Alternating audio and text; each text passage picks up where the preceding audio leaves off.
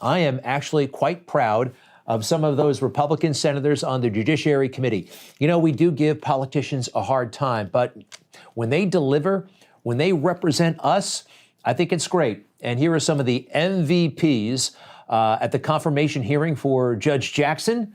Lifetime appointment. She deserves tough questions, and they gave them to her. And they avoided all the, I don't know, the wokeism out there. You can't say this, you can't do that because she's a black woman. No, they just had a full, honest, and I think fair crack at a real discussion. Take a look. Do you agree that our schools should teach children that they can choose their gender? Senator, I'm not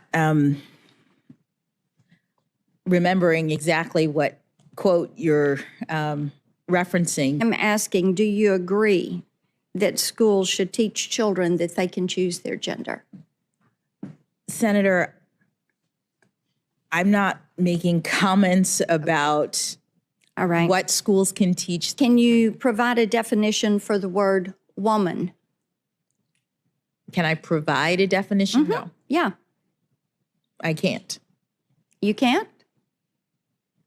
Not in this context. So I'm not a biologist. The meaning of the fact that you can't give me a straight answer about something as fundamental as what a woman is underscores the dangers of the kind of progressive education that we are hearing about.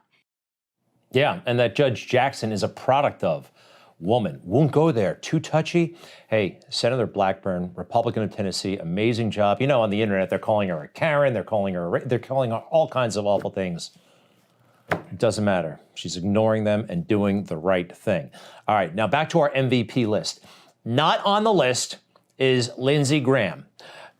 I'm not putting him on the MVP list, although today he was pretty good. You've heard about her, I don't know, wishy-washiness when it comes to child pornography. Here she is explaining that maybe it's not such a big deal. And listen to his reaction. In comes the internet.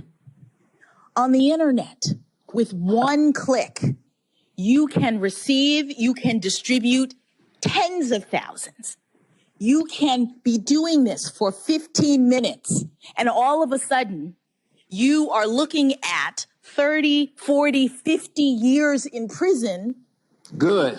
Good. I understand. Absolutely Senator, good. I hope you are. Good. Allow her to finish, please. I hope you go to jail for 50 years if you're on the internet trolling for images of children and sexual exploitation. So you don't think that's a bad thing? I think that's a horrible thing.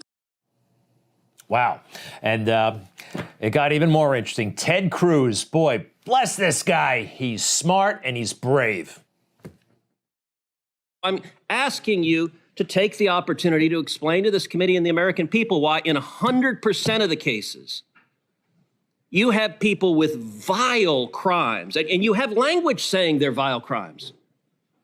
But then you sentence them to very, very low sentences. And why do you consistently 100% of the time choose to do that?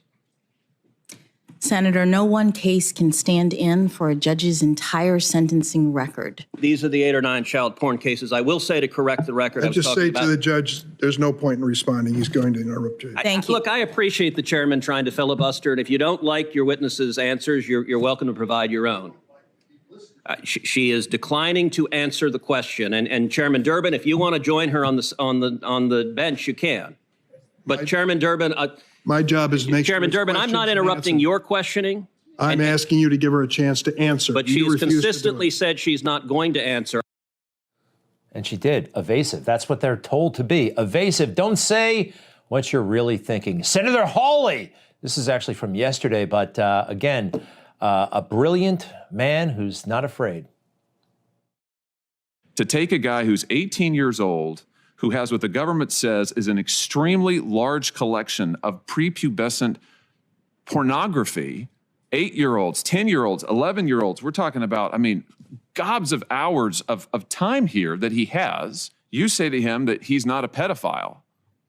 I don't know how you know that. I don't know why that's relevant to the guidelines, but maybe it is. You say that you're very sorry for him and what he suffered, and then you give him 3 months when, frankly, a liberal prosecutor is asking for 2 full years. I mean, it does seem like an extraordinary case to me. It would bother me no matter what. It really bothers me when in every case, child porn case you've had discretion, you've sentenced below the guidelines and below the government's recommendation. Now to her, her answers aren't really worth that much. I mean, very, very evasive. I'm told she's smart and she went to all the right schools, but actually at times it's not that impressive.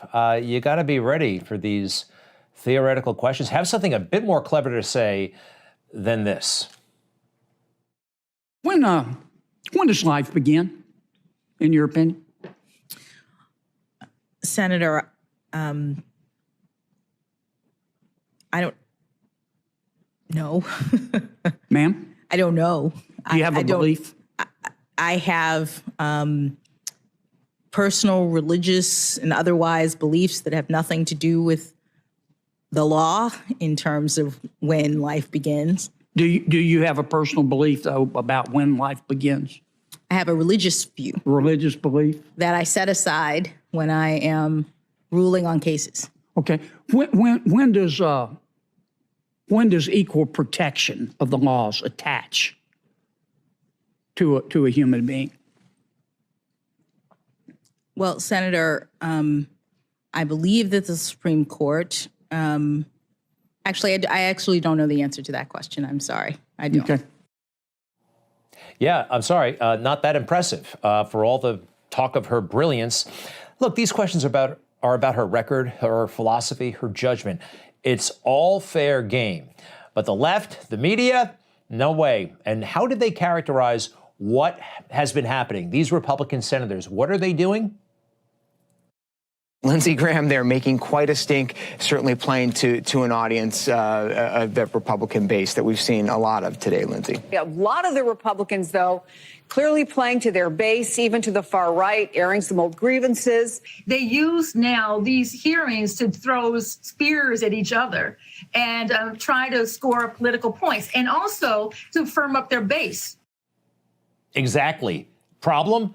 This is a democracy. This is America. Those senators are representing us, and they're doing what we want them to do, which is to evaluate this judge who nobody ever heard of just 2 months ago, and now she's up for a lifetime appointment. This is what it's about. Democracy. Yes, the base. There's nothing wrong with that. And do we have a little bit of a grudge? Maybe some of us. Kavanaugh, right? I mean, what happened to him, how they treated it.